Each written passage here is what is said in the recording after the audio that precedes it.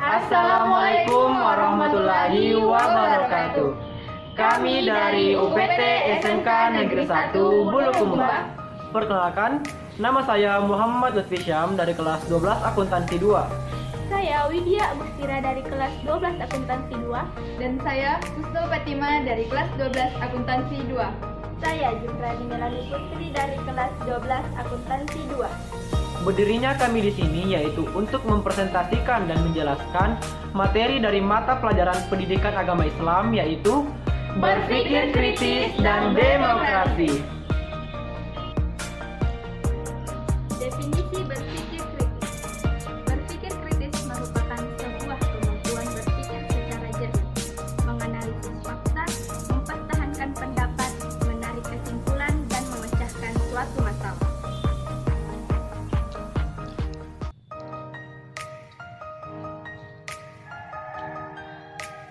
Berpikir kritis tidak sama dengan menghafal dan mengumpulkan suatu informasi.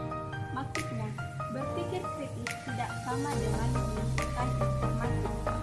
Seseorang yang memiliki daya ingat yang baik dan memiliki fakta tidak berarti pemikir kritis.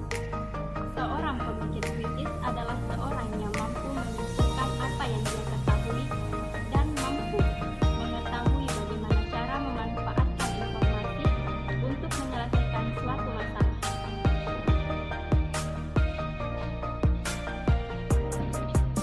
Keterampilan dalam berpikir kritis. Yang pertama, interpretasi, analisis, evaluasi, dan inferensi.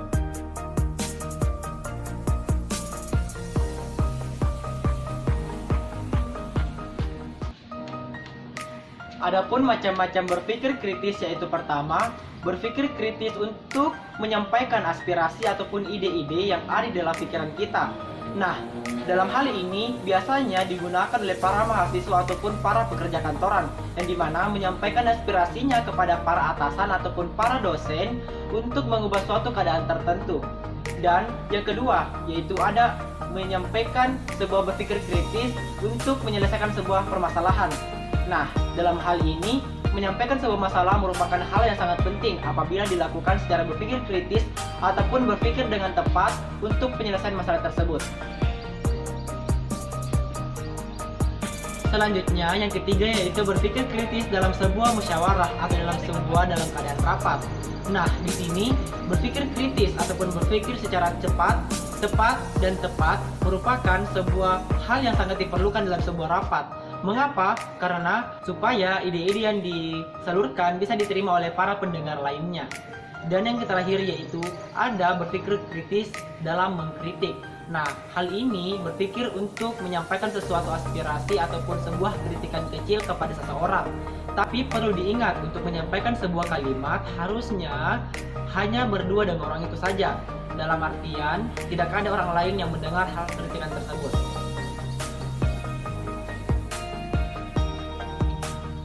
Kedua yaitu demokrasi. Dalam bahasa Yunani, demokrasi berarti demos yang artinya rakyat dan kratos yang artinya kekuasaan.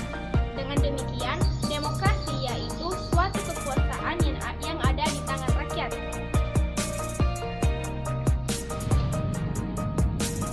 Selanjutnya yaitu pengertian demokrasi terbagi menjadi tiga. Yang pertama yaitu pemerintahan dari rakyat atau government of the people. Yang kedua, pemerintahan dari rakyat atau government by the people. Yang ketiga yaitu pemerintahan untuk rakyat atau government for the people.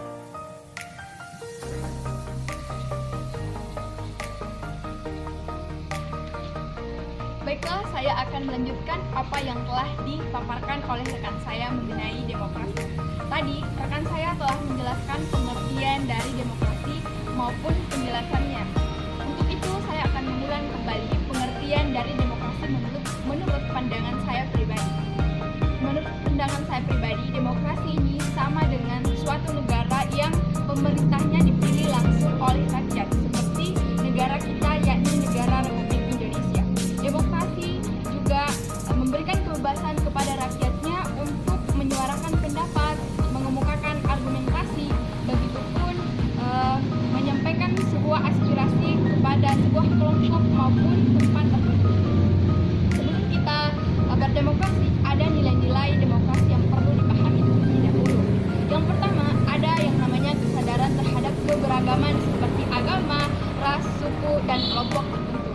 Yang kedua, ada yang namanya bermusyawarah.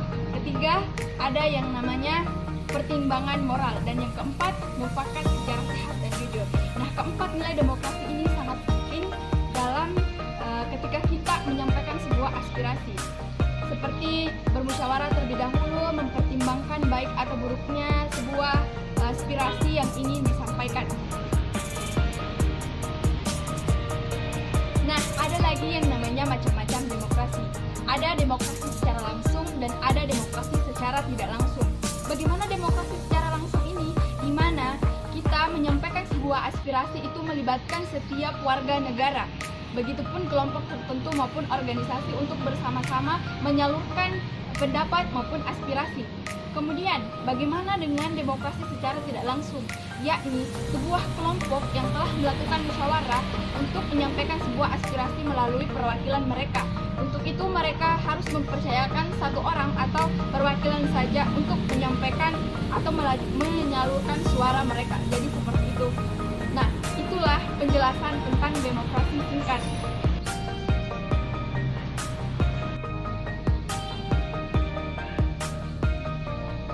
Ayo berpikir kritis. Karena berpikir kritis dapat membuat kita lebih percaya diri Dapat menyelesaikan suatu masalah. dan dapat membuka pola pikir yang lebih baik.